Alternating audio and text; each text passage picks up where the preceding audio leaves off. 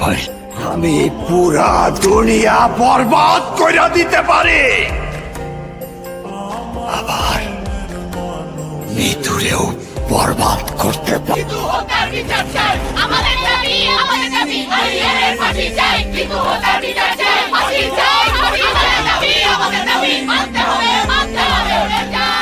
দর্শক, আমরা এই মুহূর্তে অবস্থান করছি আদালত প্রাঙ্গণে।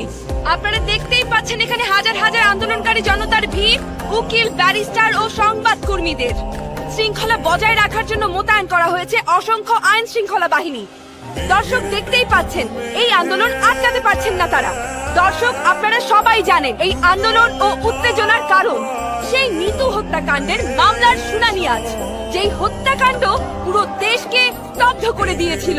আসামি আরিয়ান মির্জার বাবা আদেম মির্জা এই উপমহাদেশের সবচেয়ে বড় ব্যবসায়ী এবং